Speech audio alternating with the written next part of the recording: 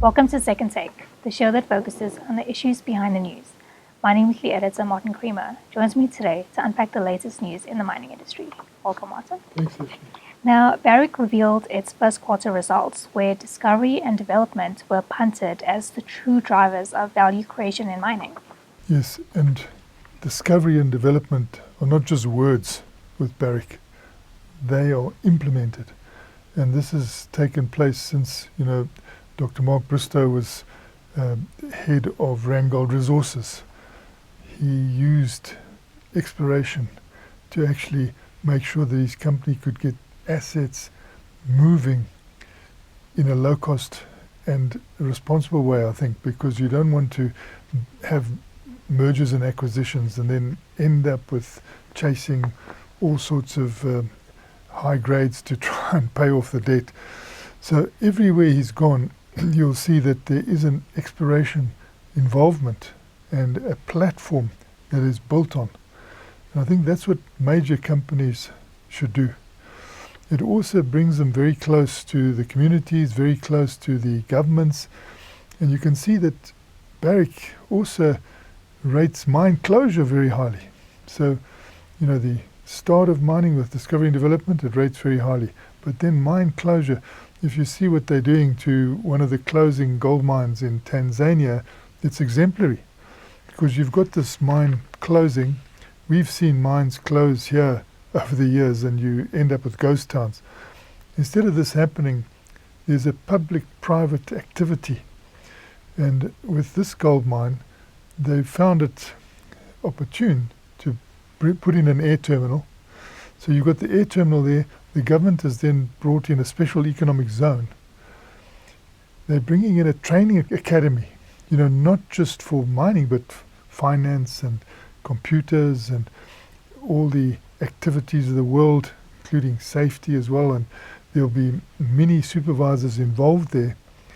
But what really stunned me was that when they do the calculations, this new operation that they're envisaging there, they believe can generate 3,000 jobs a year sustainably. Now that is the sort of thing that we need in South Africa, so with mine closure it can become a big positive situation, and we saw them turn it into a positive situation in Mali as well. So from the cradle to the grave, they really focus very well. It's exemplary, I think. Now, South Africa's struggling economy can also benefit from exploration getting going at pace. Yes, we sit here talking about exploration. We know that our mining industry is shrinking. It has shrunk quite alarmingly. We know that we rely heavily on mining for exports. And from those exports, we generate an incoming foreign exchange that makes sure our rand can be firmed up. So it's a hugely important industry which you should not allow to shrink. The way you don't allow it to shrink is to make sure you work well on exploration, discovery and development. Now, a lot of that discovery has been done, so they need to get access to that. They also need to get the cadastre working. The cadastre is the system that people go into to see what is available. It is taking them very long to get this going. I believe that just like when we had problems with Eskom energy, you suddenly had a public-private structure set up, dealing with that, focusing on that, and we could see how it helped it. Logistics as well, rail logistics, very bad activities on the coal line and on the iron ore line.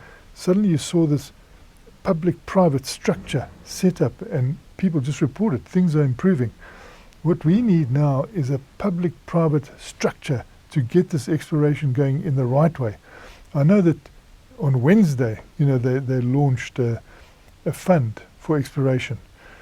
But that fund is heavily geared towards ensuring that previously disadvantaged South Africans actually get into the exploration business as 51% shareholders. So, that maybe takes care of past injustices, past problems.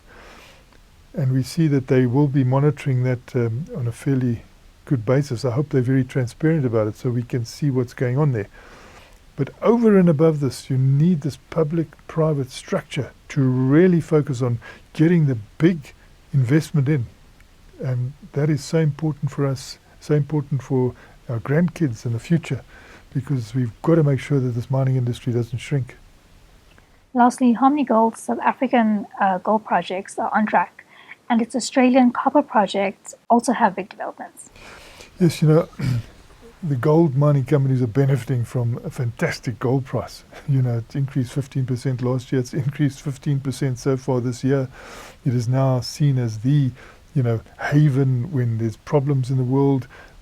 Huge confidence in mining. So it's a wonderful time for Harmony Gold. It's a wonderful time for Goldfields and all the other gold miners that we've got here, Sibanye. But you can see that with Harmony, they've inherited mines that give them a much higher grade now. So it's put them into a higher grade category. And then also they've got extensions going on. And that's so important. As we talk about exploration, you also need these expansions going on. And we can see them at Moab Kotsong, that's well placed. Mine waste solutions on surface, well placed. And then preparatory work being done at Mponeng.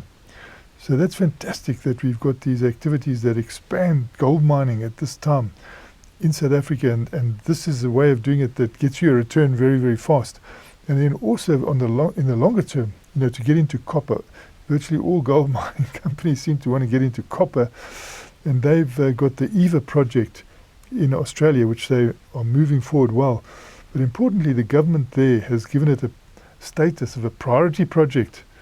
So that'll be very good for Harmony as well. Thanks for speaking with us, Martin. Great pleasure, Seshni. That's it for today. Join us again next week for more news analysis on the local and global mining industries. Please subscribe to Creamer Media's Engineering News and Mining Weekly. Please email subscriptions at creamermedia.co.za.